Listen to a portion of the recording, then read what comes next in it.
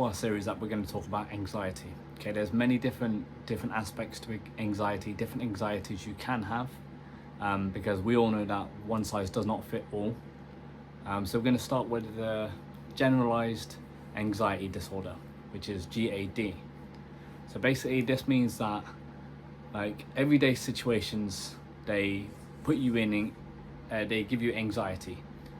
So, for instance, like the thought of going to work gives you anxiety. The thought of leaving your house gives you anxiety. The thought of getting something wrong, it gives you anxiety. Like a lot of times, when we have GAD, we tend to over exaggerate a lot of things as well.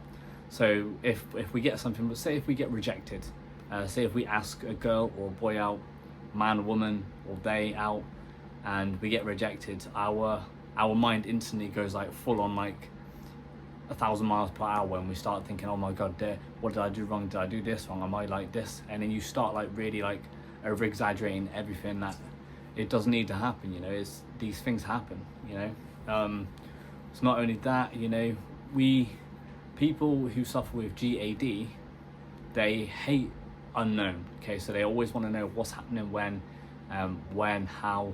You know, they always need basically like a routine, a checklist of things that's going to happen, that's happening. And a lot of times with when you have GAD, your body tenses up a lot as well. So like even just walking out your house, you're feeling tensed already.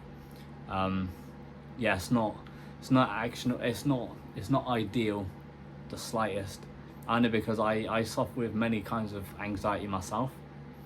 This is what I thought I first had.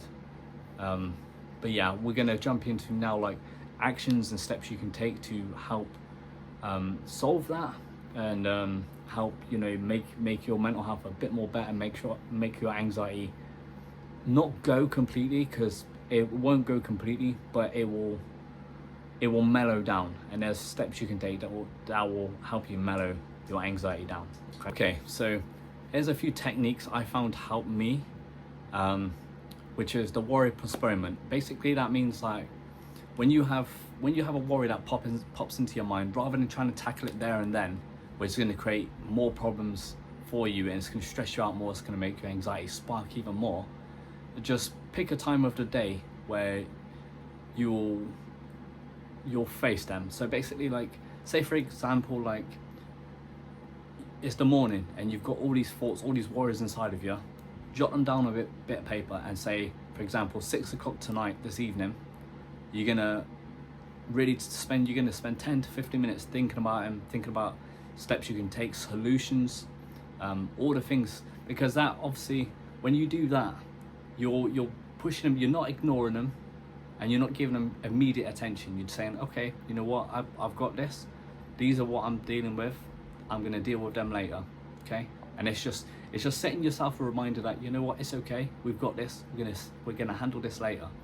I do this often. A lot of times when I go for a bath, you know, I go for a bath and I spend like 10 to 15 minutes just thinking about everything, thinking about like my worries and like backup plans, if I need to make any backup plans, what happens if this goes wrong, that goes wrong. And it just makes you feel a whole lot better. And then after you've done it, you just feel a whole lot more lighter, like a huge weight has been lifted. Okay, so now we're going to switch up from what if to what is. Okay, now this is very crucial. I'll get to why it's so crucial in a moment. But what we're going to do is we're going to use a 5 method. Okay, so we're going to 5 things that we can see, 4 things that we can feel, like our feet on the floor. Can we feel our arms? Can we feel the wind, the air from the fans? You can think about 3 things that you can hear, you know, 2 things that you can smell, 1 thing that you can taste. Okay, because doing this, you've got all these worries inside of you right now. Oh, what if this happens? What if that happens? You know, that's basically hijacking your anxiety. So it's just pushing that anxiety for aside, and it's like, this is what it is now. And you can also do it with other things as well, like call this method de-escalate the physical body. Okay, now what do I mean by this? So basically breathing exercises that you can slow your heart rate and get your body like feeling nice and easy, not so tensed up. Okay, so I spoke about this before in many of my videos. Box breathing, where you hold in for, you take a deep breath for 4 seconds, hold it for 4 seconds, breathe out for 4 seconds. This time we're changing it up because I've tweaked a few things. So we're going to breathe in for 4 seconds, hold it for 5 seconds, think about all your worries, all your stresses, and breathe out for 8 seconds. You're breathing out all this negative energy, all these worries.